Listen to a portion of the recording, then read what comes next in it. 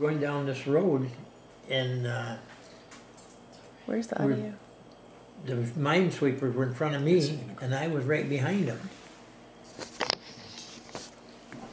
As we're walking down, as they're walking down through, and I'm following right behind them, with my Jeep.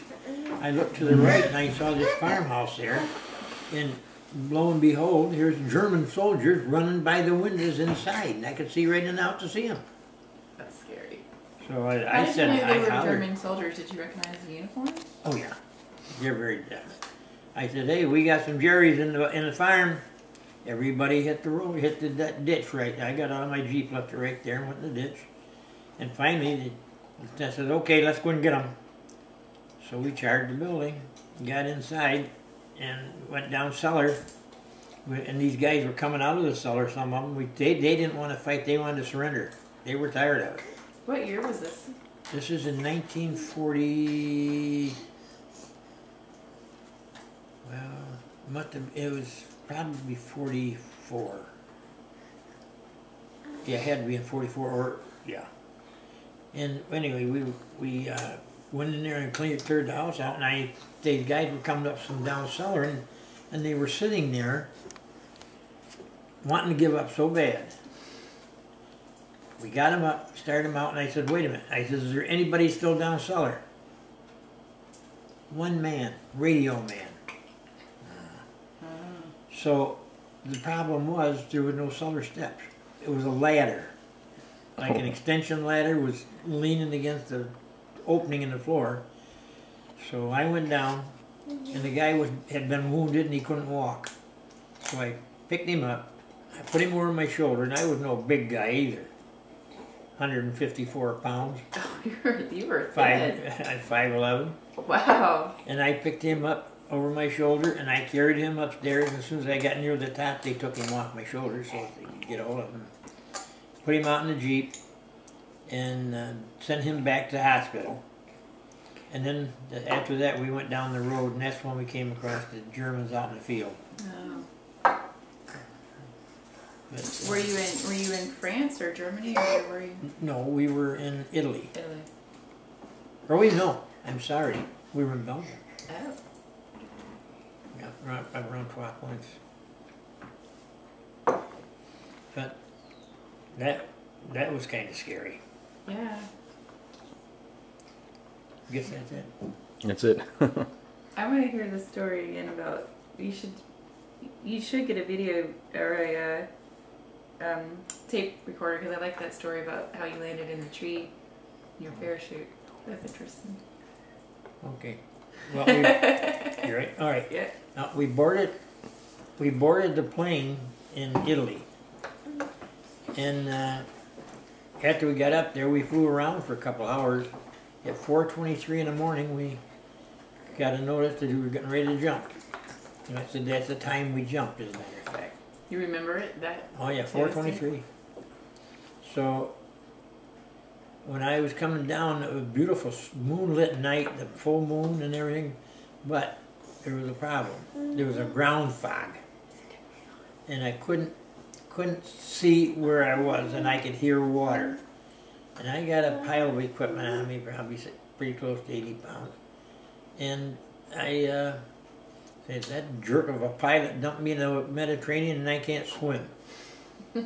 So they did teach us, if you can't see where you're landing, you always cross your legs so you don't get a tree limb up your crotch. So I said I better cross my legs as I came through that fog, and boy, I'm glad I did, because I landed in a tree and I was hanging in a tree. And I was just able to reach down with my right foot and unhook that side of my harness, and then I reached down with the other leg and unhooked that left side, and then I got out of my chute. We're supposed to take our chutes and put them away, bury them or something, just so you won't find them, but I couldn't get it out of the tree, so that stayed there. Then I left there, and we have these little clickers that we used to find each other. So I started using my clicker, and I clicked it once, and I heard it click back a little ways away, and then I clicked it again, and we were getting closer. It was a brand new fellow from our office. His name was Ennis. He just joined us before we jumped. He was replacement. And we went to, from there, we went around until quite a while after daylight trying to find the rest of the outfit. And we came across the churchyard. And here was Lieutenant Colonel. He was when we jumped. Graves was with a bunch of men. Well, he became a colonel the night before the jump. They promoted him to a full colonel. And then he was our regimental commander. And when he jumped, his helmet swung down off his head, the snap from the jump when it chewed open. His helmet came down, took the skin off his nose. Oh, wow. From the top of the bridge of his nose right down here, took the skin right off, and his nose was bleeding and all red. Well, the Ennis, the guy I'd found in the woods there, he didn't know who the guy was. Oh. And he had his bags, he had his cover, that bag and stuff over his shoulder, and you couldn't see his new colonel's insignia.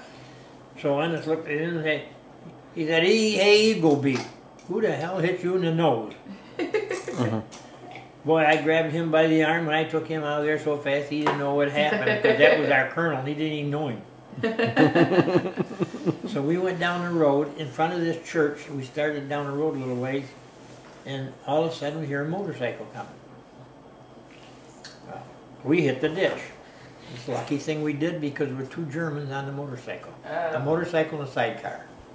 Were there any distinct lines between like which forces were on what side and which forces were on the other side? It seems like everybody's just kind of in the same area fighting each other. You know, well, what we did, we didn't know where we were. Oh. But we did happen to run into this group of infantrymen, and I was in the engineers, so we were still looking for our engineers. But we got in the ditch there, and when this motorcycle came by, you should have heard the guns going off at him. The guys that were in the infantry were up there, they were shooting at him, we shot at him. So they captured their first enemy vehicle. And that does that one. So we were happy to find the rest of them anyway. So you were in Belgium for the jump? No, yeah, southern France that, but jump was. The jump was in southern France, okay. And what year was that? Was that 1944? Nah, yeah, it was in, it was August 15th, 1944. So right after your birthday? Yeah, my birthday was the 11th. So how old were you? 44? I was 20. 20. You're young, God. Well, I don't know. I enjoyed the service. I didn't care about all the fighting, but I did enjoy the service, and I saw a lot of countries I would never have seen. But we've been back to them since then. Good job, buddy. Good. It's very interesting. I'm sure you have a lot more stories. Oh, well, yeah. Come up and get them sometime. We. Can you get a picture of the family photo? I'm not going to take it with the camera. I can't. I got the original one of these, and I'm going to have some more made up.